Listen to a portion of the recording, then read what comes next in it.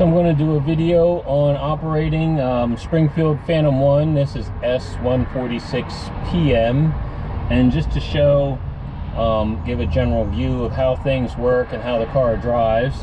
So right now the engine is off. Turn the ignition switch on.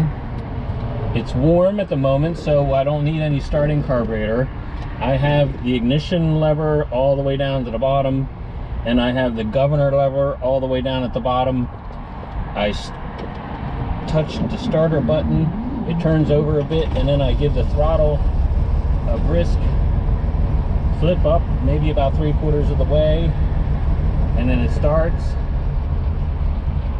I then lower the throttle down to a nice low idle, about there.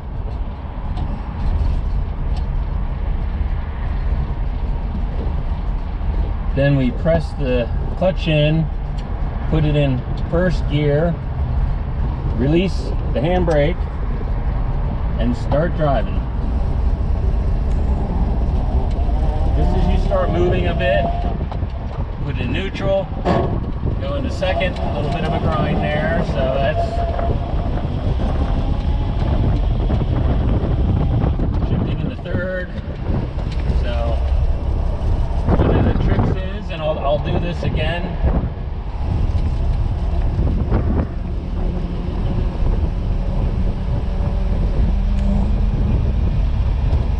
when we come to another intersection to show the gear changing. Here's the stop sign, I can change gears from there. So I don't find it necessary to downshift. I just come right in on third gear, come to a complete stop, switch over to first, get going. So I did a nice smooth second gear there. You got to give it a little bit of time in neutral with the clutch all the way down for the starting brake or the clutch brake to stop the rotation or to time up the rotation of the shafts in the transmission for your gear change. So we come to another stop sign. Again, I just coast in, want that neutral. We got to be at a complete stop to go into first gear.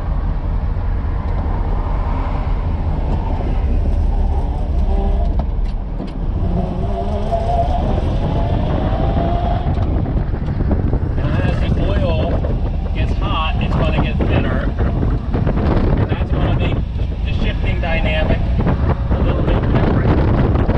And the clutch brake isn't going to be as effective because the oil acts as a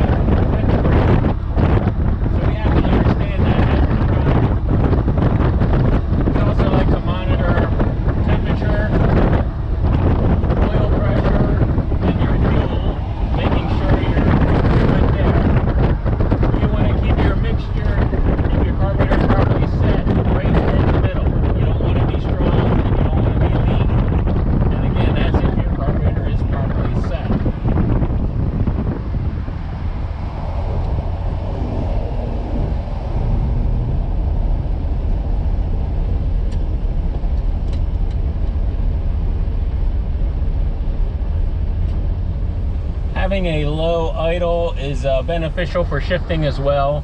If you have a high engine speed, it's going to make it a lot more difficult.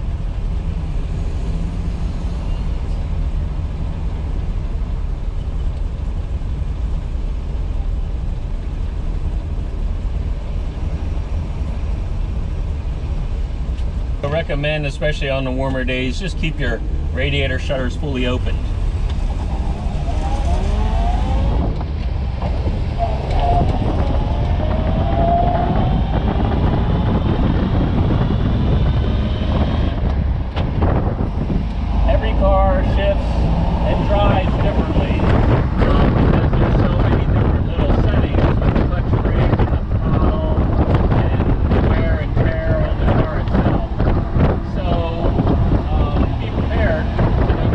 If you ever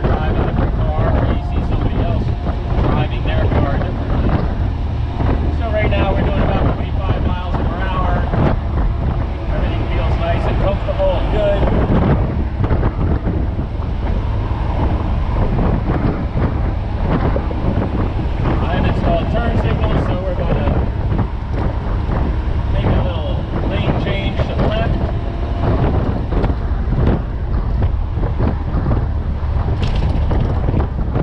And we're going to come down here and make a left turn.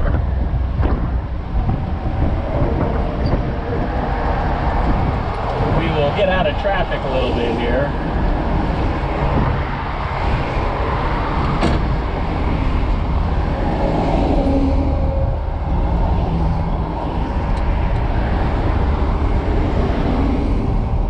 Braking is really quite good with these cars when it's properly set up and all, but you still want to plan ahead.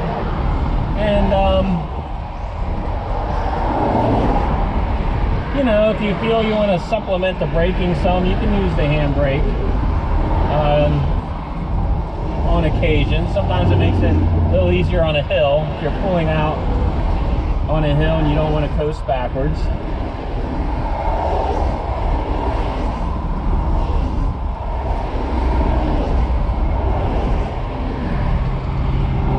You also have to plan your gear shifting accordingly. You can go surprisingly very slow in third gear. So you can take advantage of that. You don't need to necessarily jump down into lower gear. So the oil is warming up some, so I'm starting to get a little bit of a grind on the gear change. But it's still shifting very nicely. Anything that people refer to as double clutching. It's not necessary when the clutch brake is properly set up. Maybe if you're doing a downshift while pulling a hill, but normal driving, you don't need to do double clutching. You just need to make sure you stay in neutral for a little bit of time to allow the clutch brake to slow down the rotation of the input shaft of the transmission.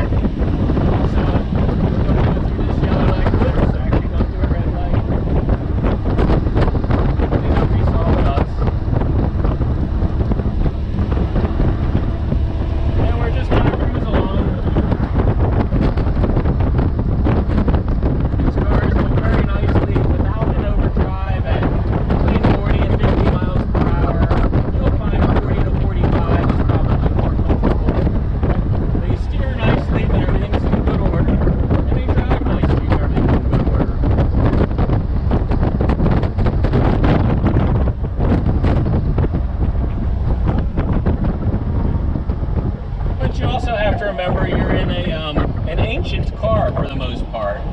So if you're going out on a scorching hot day, prepare accordingly. And take your time. So I'm staying in third gear and I'm going to do this turn here. And again, you know, we're going as slow as 15 miles an hour in third gear, and it pulls it right along. It has a lot of torque. Very low gear.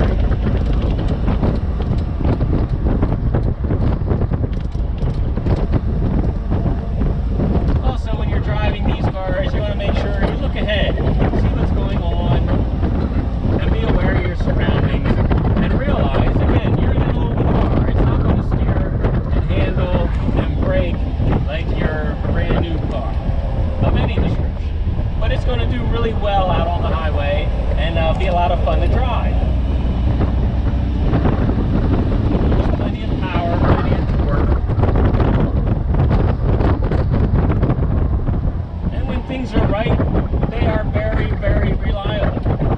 It takes a bit to get them right, and you're going to have some hiccups along the way, more than likely.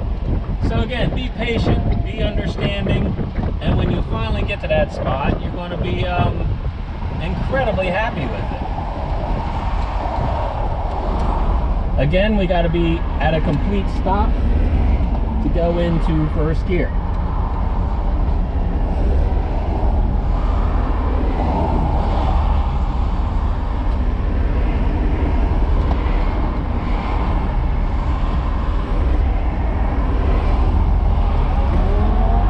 Make sure to provide plenty of room doing a pull out and not pull out in front of somebody that's going to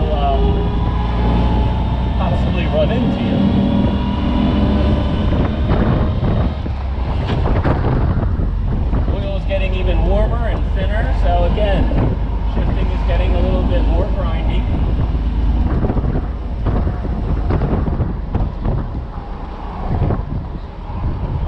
Fortunately, these cars have incredibly robust transmissions, so they can take a good bit of grinding, so you have time to sort of learn and get used to it and understand that, you know, every time you do a little grind, it's not causing a problem. Of course, you want to avoid that, but as long as you're not jamming really hard, you'll be okay.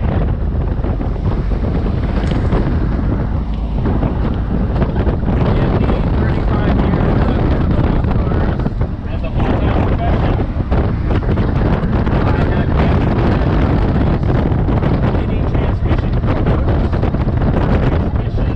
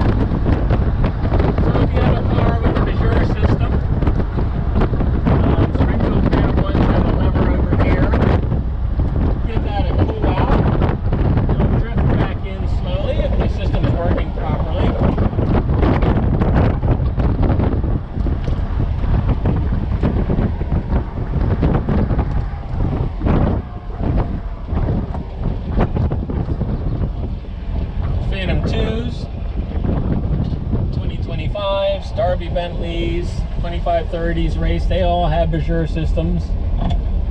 It's a good idea to keep them in good working order and to use them.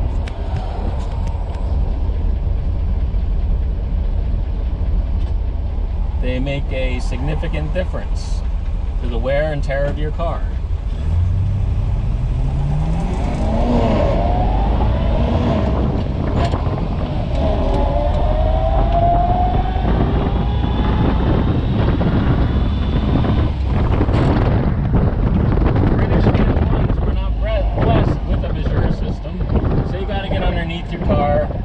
Every so many 100 miles and lubricate all the lubricating points that it says so on the owner's manual.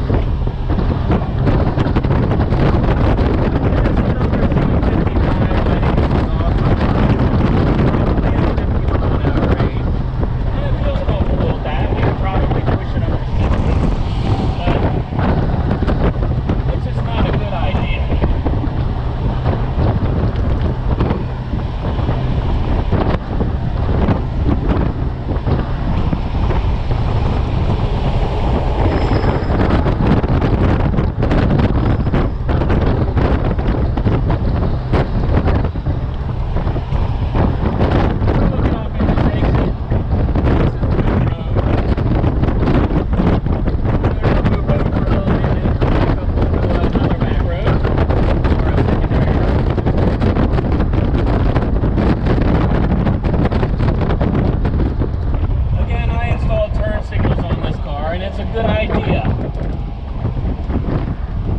Modern traffic just does not see hand signals or trafficators or anything like that, and installing turn signals does not hurt the originality or the effect of the car because it's making it safer out on the road.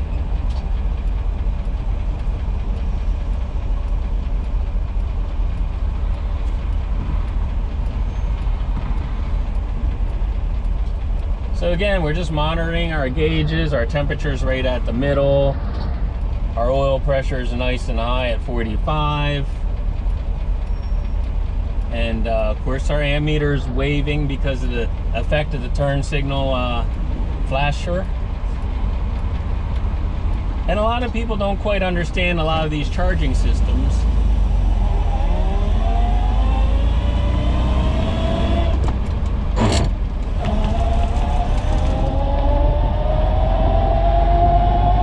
That the charging system should always be showing a charge. But in these older cars, it's not always the case. It'll only show a charge when the engine is accelerating.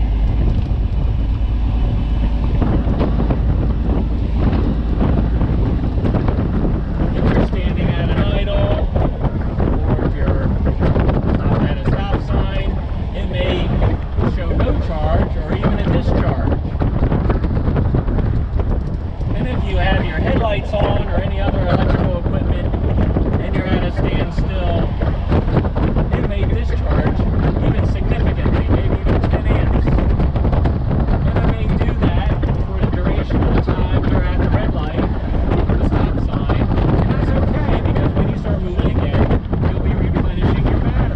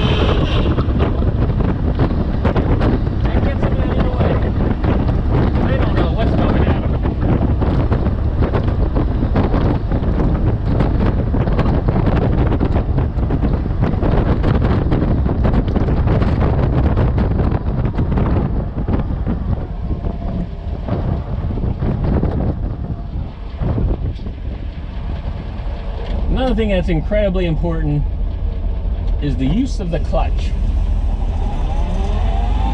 You want to get the clutch out all the way down to the floor when you're using it, and all the way out without any slipping. These cars do not tolerate clutch slipping. If you're feathering the clutch, slipping the clutch out, the throttle up too high, you are going to ruin your clutch. Costly process to replace it. You're going into a trailer, going into your garage, whatever the case may be. Make sure your clutch is either in or out, no in between, and do not ride your clutch. In other words, have some foot pressure on it while you're driving or accelerating. So again, we got a green light. We can easily go through around this turn in third gear.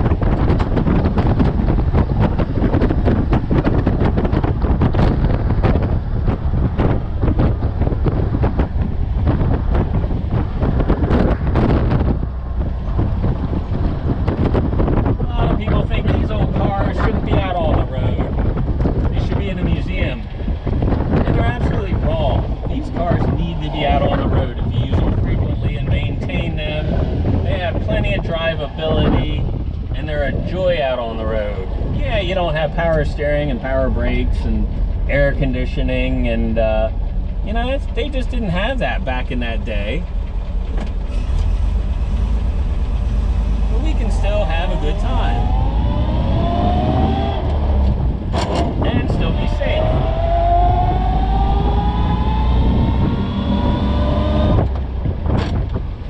Granted, a new car is safer. They have a better seatbelt design, they have airbags, they have crumple zones. So just keep that in mind, and as you drive along, you know, think about driving defensively. Be aware of your surroundings, you know, what's going on with the traffic. Don't drive, don't go out driving your car on rush hour on heavily traveled roads. Realize you're going to have people like this who are lost. They got to figure out what's going on, where they're going, and we got to be able to keep them safe as well.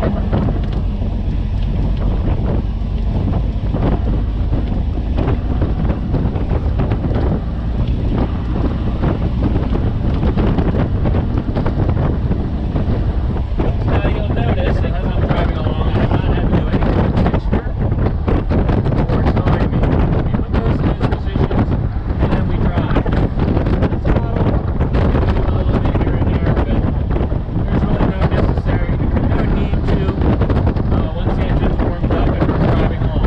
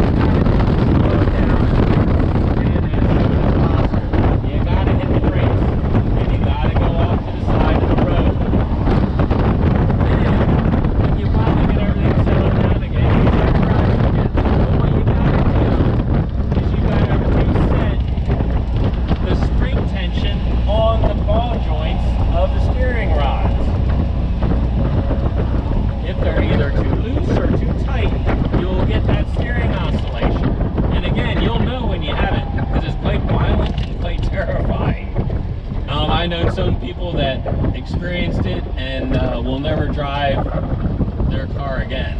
So that's an interesting situation. We had to come to a complete stop to get in first gear. We were able to time it out nicely and take off again. But back to the steering wobble. So once you have that spring tension properly set, and there's instructions on how to do that, sometimes you got to go a little tighter or a little looser to eliminate it. But you can eliminate that problem.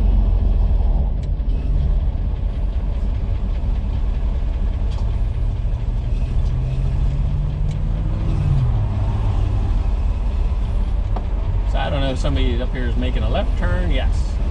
So that's going to give us a nice open road.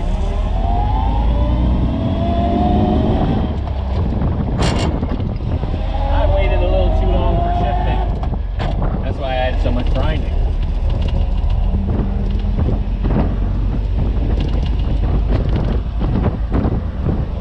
So now if I was in chauffeur school, that amount of grinding there would probably have gotten me failed.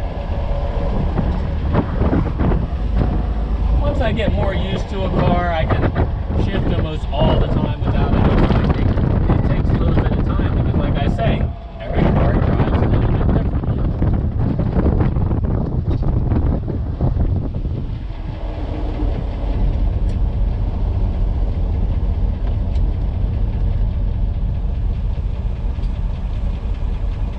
Now back to the steering wobble. As I said, it can be very violent, and you can eliminate that problem.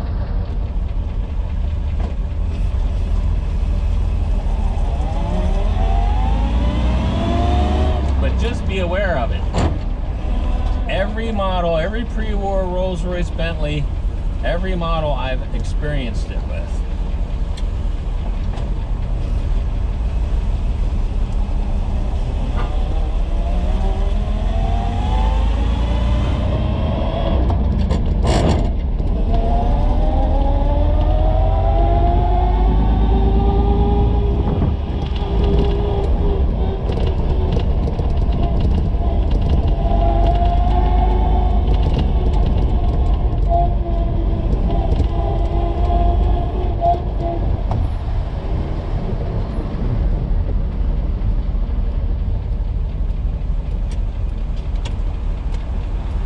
Now we're in a little bit heavier traffic in a town situation. Again, drivability is not an issue. We just need to think ahead and be aware of the fact that we're in an old car.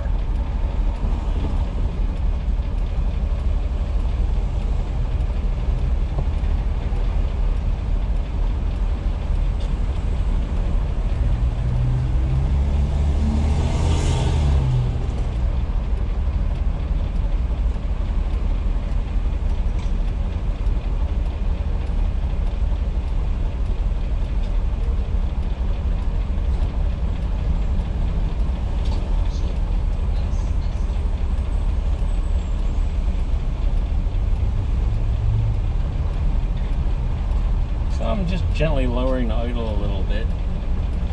Probably give us a little nicer shifts as we're pulling out from this green light.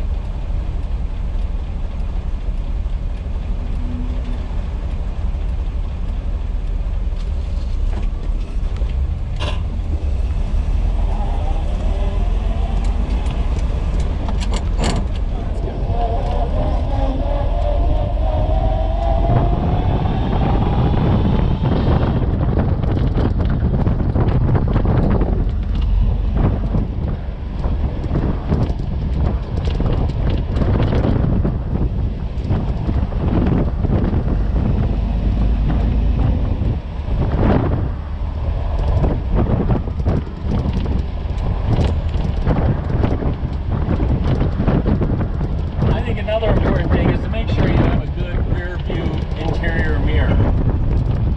Side view ones are okay, but I think this mirror is more important. And I also have driven a few cars that have a backup camera. And sometimes that camera's on all the time, which is nice too. And that's really nice for when you need to get in and out of a tight situation and you're backing up.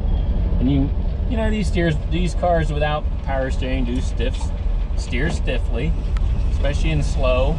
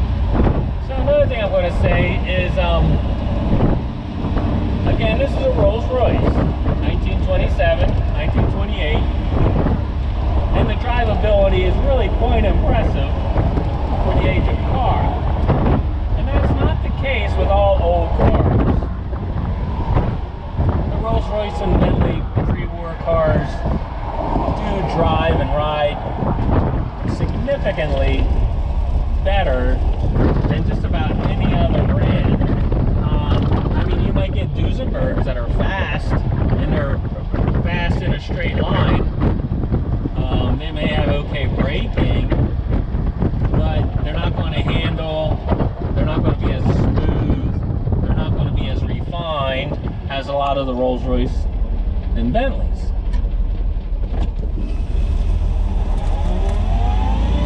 And if you compare a Phantom 1 to a Model A, you know, you feel like the Model A is a clown car. You know, it's pretty rinky-dink, doesn't have the room, doesn't have the power, doesn't have the speed. You know, you come to it, chugga. And, you know, but hey, Model A is a great car. 20 horsepower would probably be even a little bit faster and nicer driving than a Ford Model A. But there's no comparison when it comes to the Phantoms.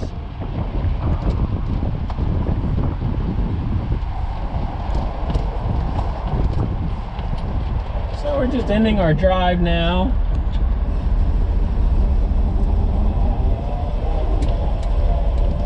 I'll just pull the car up here a little bit and then we'll do a little walk around.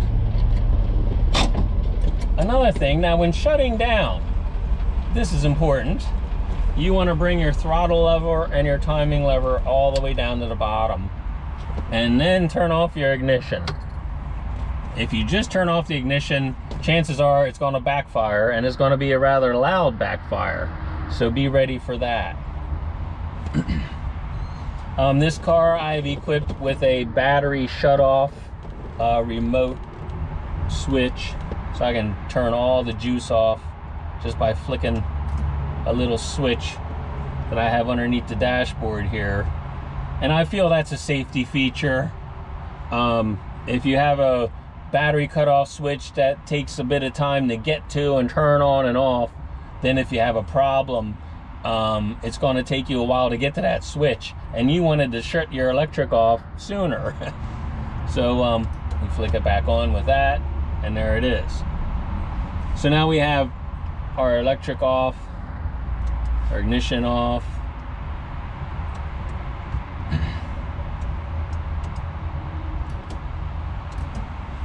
And again, when the car is parked, both levers should be down like there, and this one in the middle. And that's just kind of where you would want them to be, you know, for shows and things like that, because it looks proper. So now I'll do a little walk around the car just to show you some more details of it.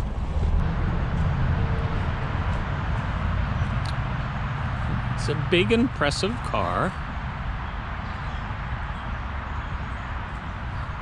This is all very much original paintwork that has cleaned up very, very nicely. This is a very well-preserved car, 86,000 miles, and has been in the family for its entire life. So I'm going to show you my setup for the turn signals. I have this LED bar here, and it has right and left turn, brake, and tail.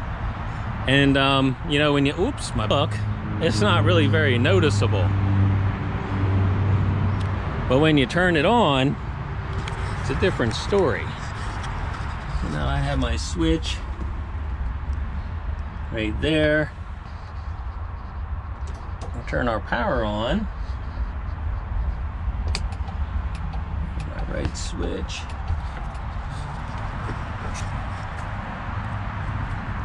And you'll see it's nice and bright. Any car behind you is going to be able to see that. And then at front, I have an LED bulb in there, and it's double filament. I converted it to double filament, and again, it's super nice and bright. And we even turn on our side and tail lights, and that's what that looks like. But yet I still kept the original lights, and they still work. So now I'll give you a quick look-see at the engine. So it's an inline 6-cylinder with dual ignition, 2 distributors, 2 coils, They work completely independently of each other, except they're operated on from one switch. On later cars, they have separate switches for each ignition. So now this is an earlier Springfield Phantom one, so it has an iron head. All the spark plugs are on the same side. That is typical with an iron head engine. There's our klaxon horn. There's our Bijur tank. This one has a slightly more modern bypass oil filter. Also, I rewired this car. Original wiring on a pre-war car is a hazard, because the cloth covering and all the other perishable materials used to insulate the car is usually pretty well degraded. So now we'll go around and take another look at the other side of the engine. This is the oil level indicator right there. This is the dynamo. This era car had a Dijon dynamo generator, and it has a voltage regulator, which is also somewhat unusual. And it was carried over from the Springfield Silver Ghost. So we didn't have any other pre-war cars that had voltage regulators until we got in the till the later 30s. Before then, everything was 3-brush generator, and you had a switch to turn your charging to high or low or on or off. But again, these were fully regulated. Now, not all Springfield Phantom ones have a voltage regulator. Some of the later ones went back to the 3-brush generator with the Rolls-Royce manufactured generator, dynamo, whichever you want to call it. And the Rolls-Royce product was really, really quite good. So, which is probably one of the reasons why they might have went back to it. I've also heard a story that actually this may be a Westinghouse. Let me look and see. Yes, this is actually a Westinghouse dynamo. Excuse my mistake there. So I heard something about somebody on the board for Rolls-Royce of America was had ties with Westinghouse, and that's why some of the Westinghouse products were used. So this is the fuse panel under here. We removed that cover. And another thing that's pretty well advanced, Springfield was a little bit more advanced than their British counterparts, at least with the Phantom 1. They had glass fuses. They had the Bijur system. They had thermostatically controlled shutters, even though this one has manually controlled shutters. So now I'll give you a view of the other side of the engine. Now, another thing people will notice a lot of times, particularly with this era car, is that they'll see some films of oil here and there, and they'll say, well, something's leaking. Well, no. Back in this era, they didn't really have very good seals like they do now. So in a lot of cases, if there was a shaft exiting a portion of the engine or the gearbox, there was no seal there. There was maybe an Archimedean screw seal, but oil can seep out of those areas. And we call that controlled seepage. So yeah, you're going to have a little bit of controlled seepage here and there. You're going to have to wipe up and clean up periodically. When you shut the engine off, you may get a few drips of gas coming out of the overflow tube on the carburetor. And that is completely normal. Only a few drips though. Otherwise you have a gas leak, and that needs to be attended to. So don't get all worked up if you pull your car out of the garage and you see these little spots of oil here and there, or you see a film of oil in some area. You know, again, that is your control seepage, and to a degree it's very acceptable. Now if you have a heavy flow or a running leak, that's a whole different story.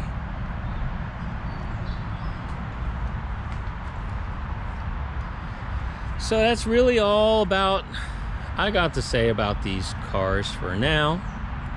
I hope you enjoyed the ride, and I hope you become an enthusiast of these cars if you're not already, and understand that they're not just pretty to look at or pretty to own. They're fun to drive.